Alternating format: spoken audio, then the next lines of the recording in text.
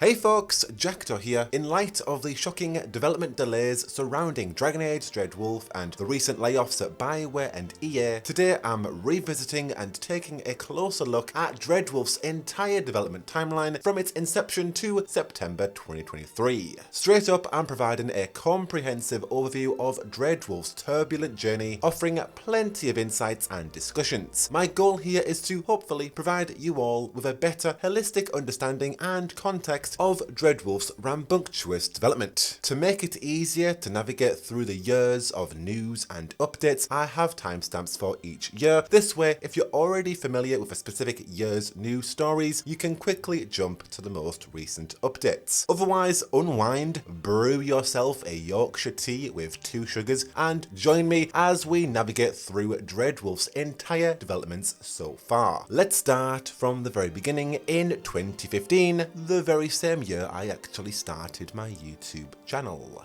Following the 2015 release of the Trespasser DLC, the Dragon Age franchise initiated pre-production for its next chapter, codenamed Project Joplin, under the leadership of creative director Mike Laidlaw. Before Trespasser's release, lead writer David Gaider was actually reassigned to BioWare's new IP Anthem, and Patrick Wiggs assumed the new role as lead writer of Dragon Age. Insiders familiar with Project Joplin noted its promising direction, with the team learning from past mistakes and adopting efficient new development tools. The project's ultimate goal was to rectify the pitfalls of Dragon Age Inquisition's development. Project Joplin's focus was on heists in Tevinter, emphasizing player choice, followers, reactivity, and depth, even though it had a smaller scale than its predecessor. Repeat play and reactivity were central features, achieved by minimalizing fetch quests and using smaller areas. Despite being in its very early stages, many developers at the time were passionately invested in the project's ambitious vision, excited about its creative potential. In 2016, a significant setback arose during Joplin's pre-production. Due to the release of Mass Effect Andromeda, several Dragon Age team members were reassigned to work on Andromeda as the Dragon Age finalizing team. Additionally, in February 2016, lead writer David Gaider, after a year of working on Anthem, left BioWare due to differences in narrative direction. His departure coincided with an entire story reboot for Anthem, with new lead writers taking charge. After Mass Effect Andromeda's release in March 2017, BioWare shifted its focus to Project Joplin. However, by late 2017, Anthem was encountering significant difficulties, which led EA to cancel Joplin's development in October. This decision followed 2 years of pre-production and the departure of creative director Mike Laidlaw. With most of Joplin's core team moving to Anthem, a smaller team remained to work on the next Dragon Age project, which was codenamed Morrison. Led by Inquisition's art director Matthew Goldman, Morrison aimed to reboot the franchise using Anthem's technology and was built following an enigmatic live service component aimed for long-term gameplay and revenue. Despite the challenges, a small team led by a new creative director continued early pre-production in late 2017, while the majority of the Dragon Age team focused on Anthem, including Mark Darrah. In December 2018, BioWare unveiled a teaser for the next Dragon Age game during the Game Awards. This exciting reveal sparked widespread anticipation and a flurry of speculation about what lay ahead in #The Dreadwolf Rises. Little did we know that the game had quietly undergone a complete reboot and was only in its initial stages of pre-production. Despite this, lead developers at the time reassured fans of their commitment to honouring the franchise's essence, promising an epic quest. Creative director Matthew Goldman expressed confidence in creating their very best work. In hindsight, the Dreadwolf Rises announcement trailer wasn't really an official reveal, but more of a message to the fans that something exciting was in the works for Dragon Age, fundamentally showcasing that the next Dragon Age will continue the story that was set from Trespasser, delving into the Dreadwolf, the Red Lyrium Idol, and Solas's scheme. After Anthem's dicey launch in February 2019, the Dragon Age team, now led by executive producer Mark Darrah, resumed work on Project Morrison. BioWare's pre-production phase typically involves around 5 to 60 people, focused on iterating core concepts, prototypes, and systems, with a strong emphasis on narrative tools and defining key game features, along with market research. During Morrison's pre-production, the Dragon Age team accomplished various tasks, including voice acting, concept art creation, in-engine prototypes, gameplay tests, etc. In August 2019, Fernando Melo, a key producer in the Dragon Age series, left BioWare after almost a decade. Melo had completed his role in guiding the team through EA's concept and early production phases and felt it was the best time to leave the project. He expressed confidence in the project's leadership and the team, believing Morrison would offer the definitive Dragon Age experience. Melo looked forward to experiencing the game as a fan, marking the start of the main production stages beginning in around late 2019 and early 2020.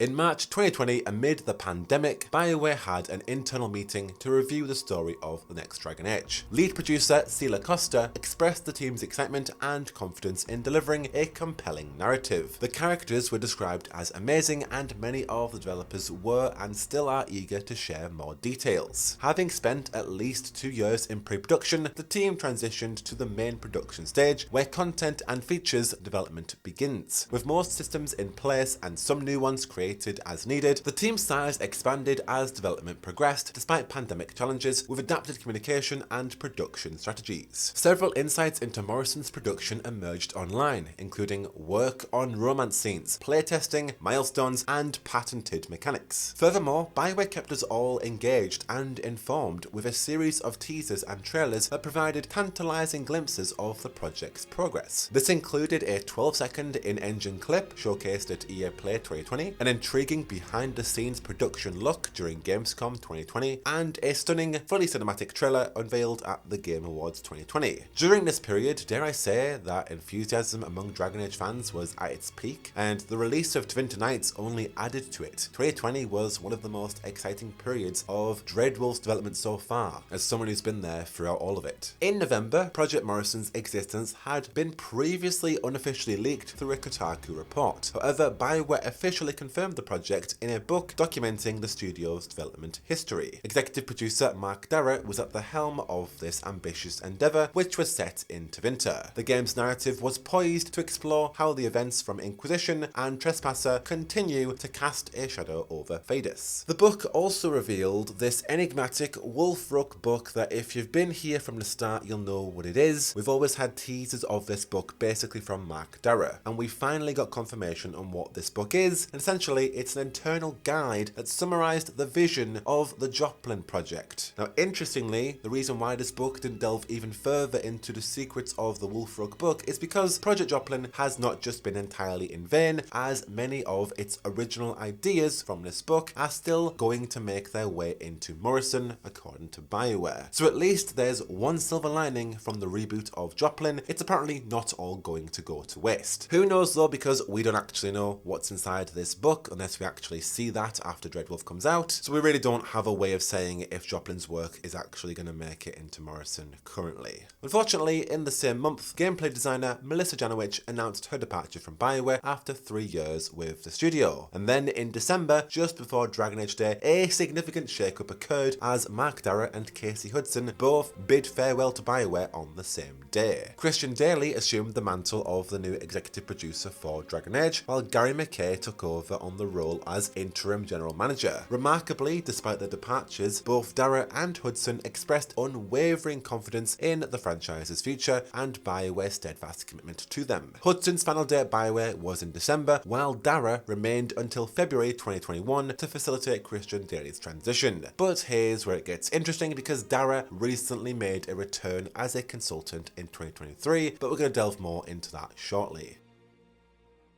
In February 2021, BioWare made a pivotal decision to cancel Anthem Next, the rework of Anthem, redirecting their focus towards Dragon Age, Mass Effect, and SWTOR. Christian Daly, the new EP for Dragon Age, who had played a pivotal role in the development of Anthem, was among those who supported and announced this decision. Coincidentally, the very next day, as if by fate, Bloomberg had reported a significant revelation. The upcoming Dragon Age title that had initially placed a heavy emphasis on multiplayer and live service aspects had recently undergone a shift in its direction. BioWare leadership team have championed a single-player change during development, resulting in the removal and thorough reworking of live service and multiplayer elements. Instead, the renewed focus is now on crafting a laser-focused single-player experience for the next Dragon Age adventure. This definitely has been one of, if not the most exciting update for the Dragon Age project, even if it has caused most definitely quite a delay and a rework for the game. In March, the Dragon Age team saw a notable departure as narrative quality designer Aaron LeBray left after 14 years at BioWare. In May, audio artist Presley Hines also bid farewell to the Dragon Age team. June brought further changes when product director Gabe Hyland followed suit. Amidst this shifting landscape, Gary McKay's role as BioWare's studio general manager was officially confirmed, solidifying his position after serving as the interim. His unwavered commitment remained focused on delivering exceptional single-player BioWare games. Then in July, VentureBeat's Jeff Grubb reported that Dragon Age 4 was expected to see the light of day in 2023, with more details and marketing on the horizon for 2022. By September, principal UX designer Asa Roos left the Dragon Age team, while BioWare welcomed new talents in the form of Gabby Soto, who joined as a lighting artist, and Derek Wilkes, who took on the role as a cinematic designer. And in October, associate quality designer Scott Correll also made his exit from the Dragon Age team.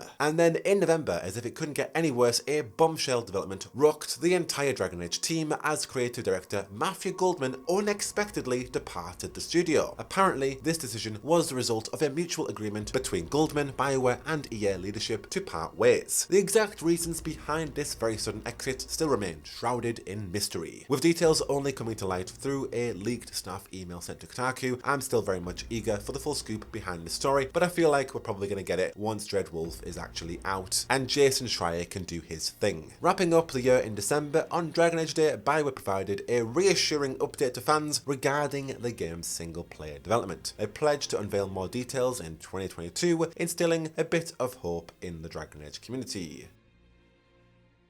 Beginning the year in January, Gary McKay stepped forward to address BioWare's ongoing situation amidst a persistent pandemic. He spotlighted the team's remarkable adaptability and their successful implementation of novel tools and communication methods, all aimed at maintaining a healthy work-life balance. Gary then emphasized that the next Dragon Age would offer a captivating single-player experience enriched with significant choices, instilling confidence in the studio's ability to fulfill their commitments, bolstered by their unwavering creative focus and their steadfast support of EA, which really hasn't aged quite well. In personnel updates, the Dragon Age team welcomed video editor Alex Calaros and technical animator Sez Young, while bidding farewell to senior designer Graham Scott. Around this time, Jeff Grubb reported that Dragon Age 4 was firmly on track for a 2023 release, with the team constantly meeting milestones and making substantial progress. As the month drew to a close, Andrew Johnson, EA's manager of core community for BioWare titles, departed from EA.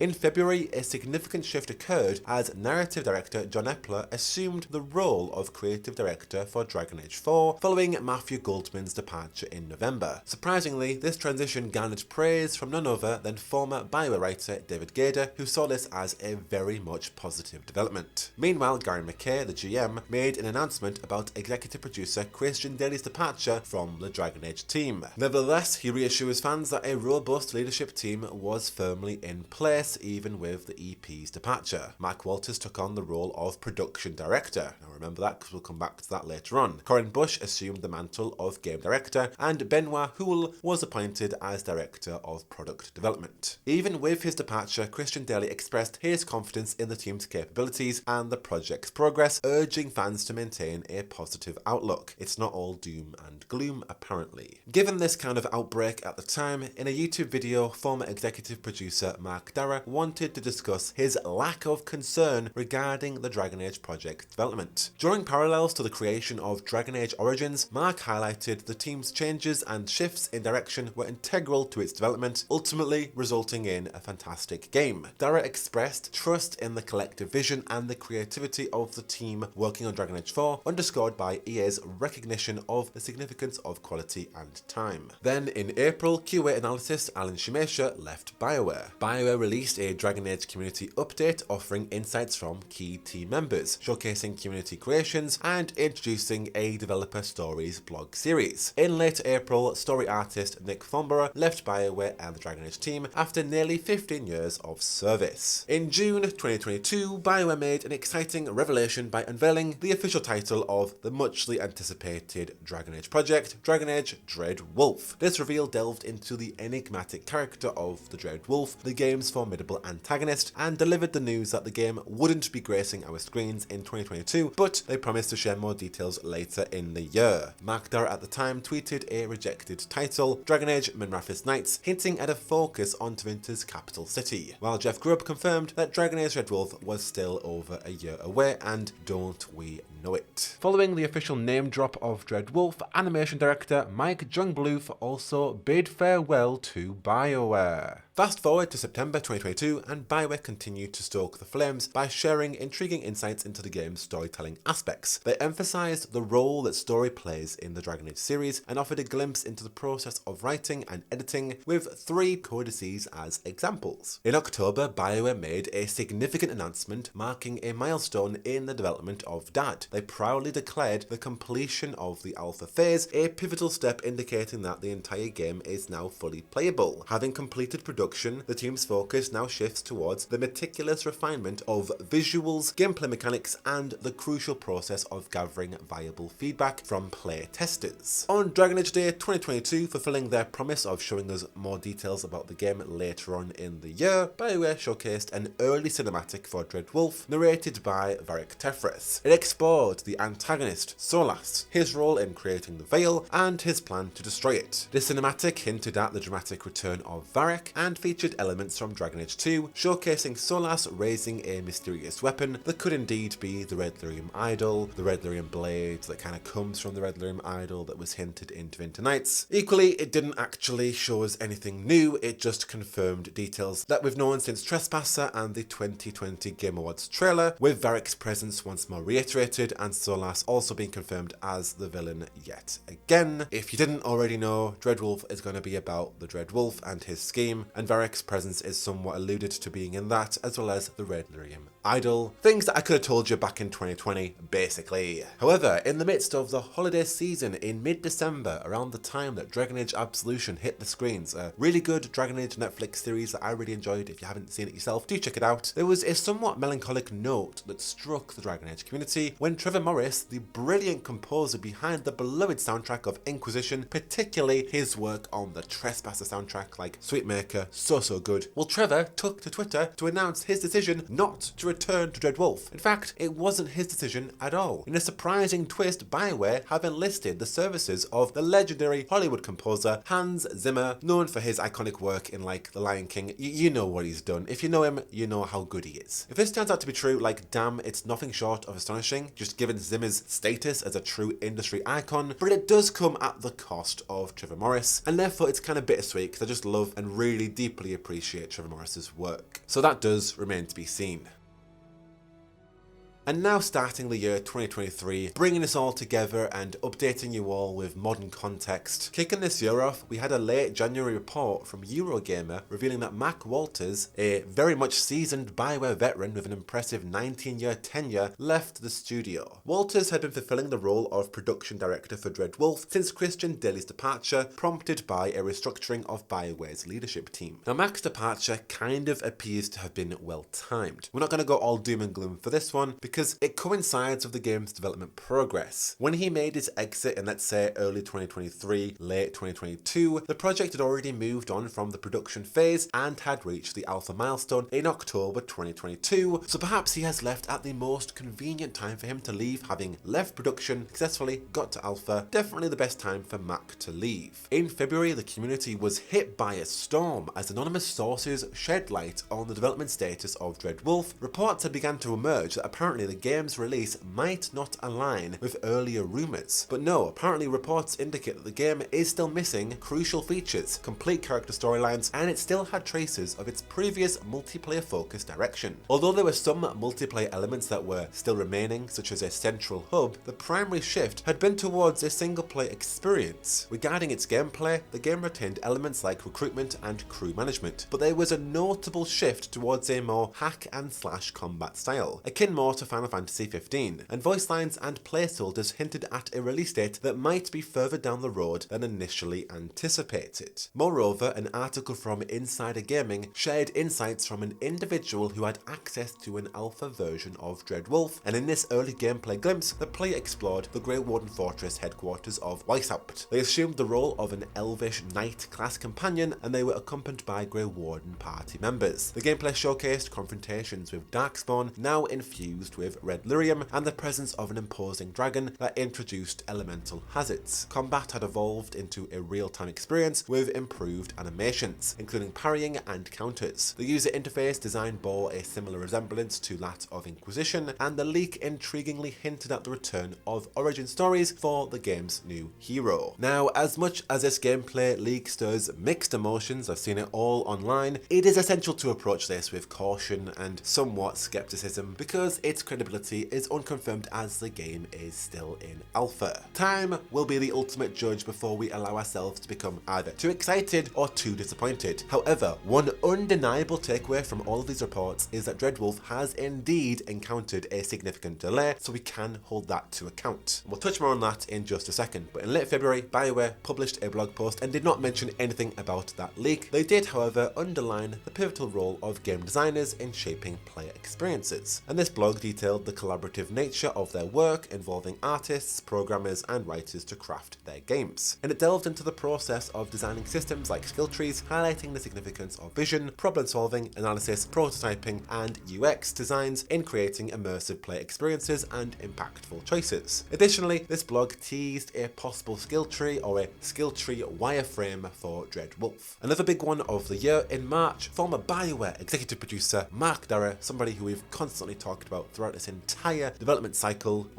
Mark decided to return to BioWare as a consultant for Dreadwolf, as reported by GamesBeat. As a seasoned veteran integral to the previous Dragon Age games, and let's just say BioWare as a whole, I think Darrah was still there for Baldur's Gate. Well, within Mark's new role as a consultant, he is there to ensure Dreadwolf aligns with the franchise's legacy, which is perfect for Darrah because he's been there since the very start. Now, although Mark won't be resuming his previous role as an executive producer, I don't even think that role is currently in function at BioWare currently. Mark does aim to contribute his expertise and perspective to maintain the franchise's integrity within the Dragon Age universe, which I think is something a lot of us fans want, given the amount of departures happening to the project. Additionally, Gary McKay announced that the Mass Effect team will assist in the production and the polishing for Dreadwolf as it moves into high gear. This collaboration is only possible because next Mass Effect title is still in pre-production with a small core team dedicated to it. I basically think that's a PR way to say the next Mass Effect game has been delayed, it's all hands on deck for Dreadwolf, now the entire team is focused on that game. But that's just me, your thoughts could waver. Even more crucially, in late March, GamesIndustry.biz reported that EA is restructuring, laying off 6% of their workforce. There are hundreds of employees to be cut, but CEO Andrew Wilson says that the publisher is operating from a position of strength, of course. The impact of restructuring became even more evident very recently in August, as Gary McKay outlined a strategic shift aimed at enhancing agility and focus, aligning with evolving demands of the industry, their primary goal being to create exceptional story-driven single-player experiences, and therefore this shift led to a studio reorganization, resulting in the elimination of approximately 50 roles within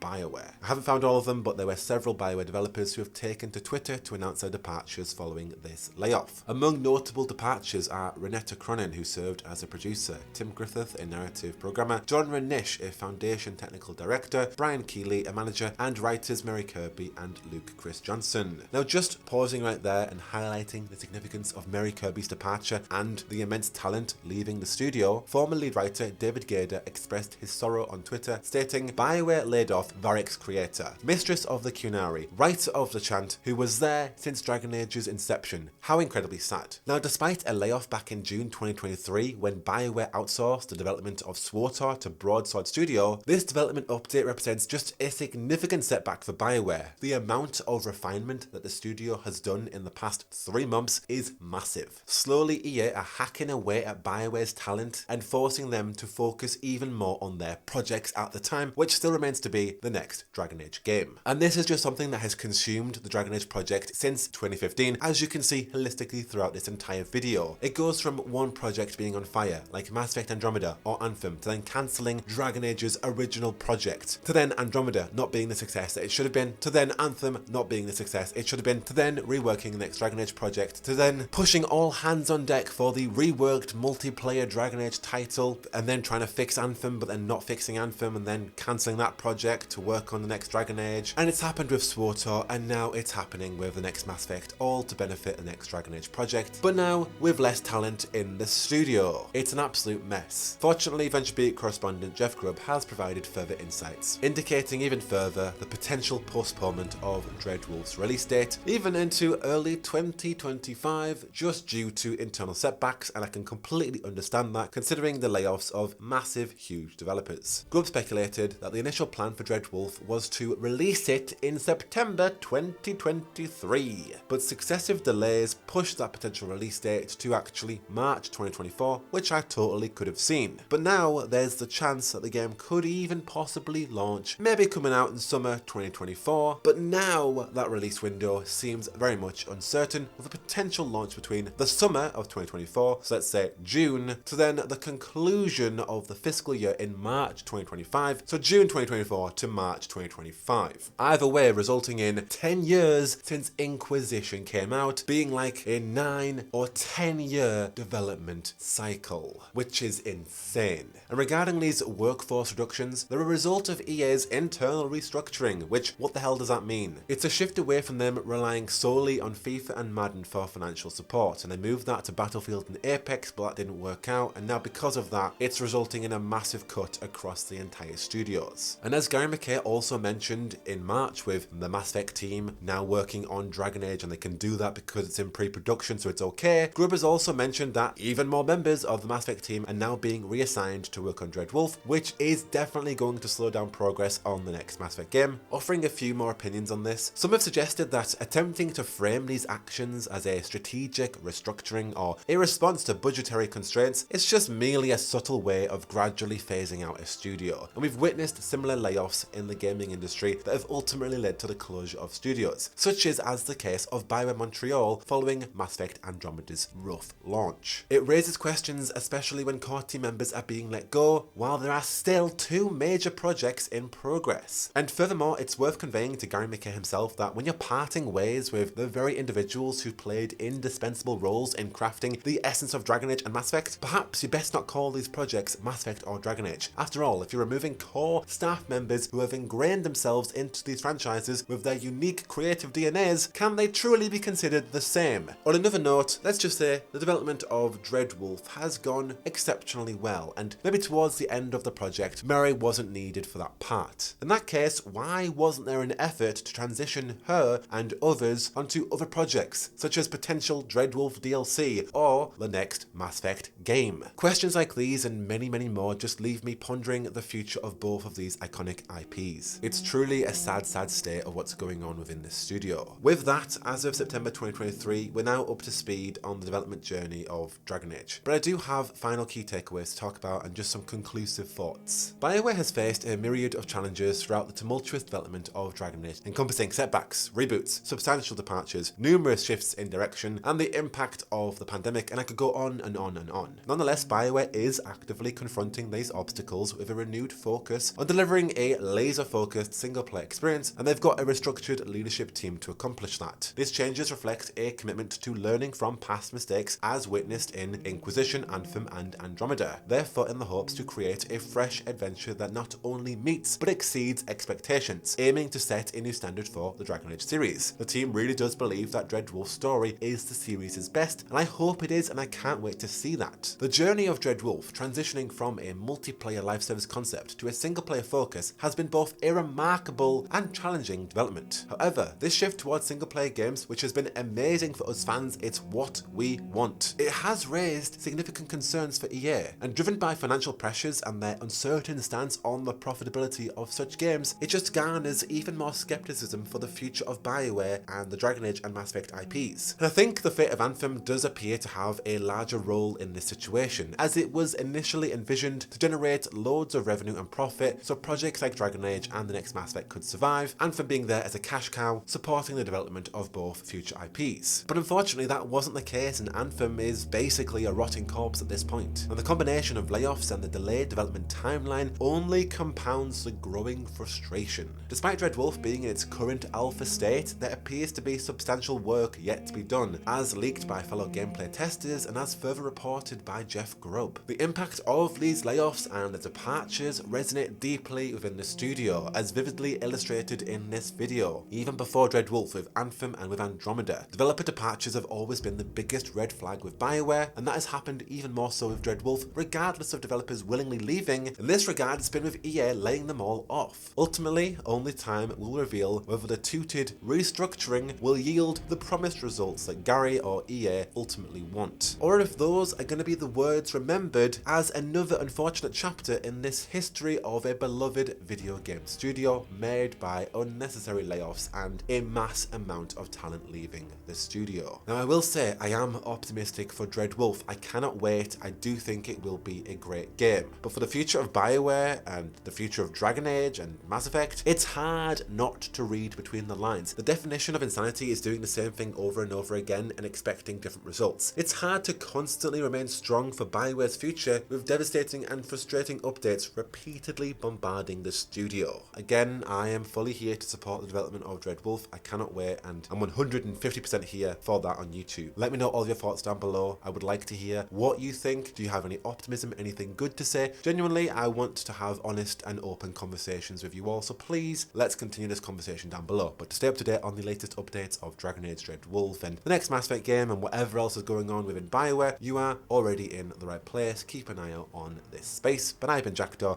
and until next one, I should go. Whoa, whoa, whoa, whoa, whoa, whoa, whoa, whoa.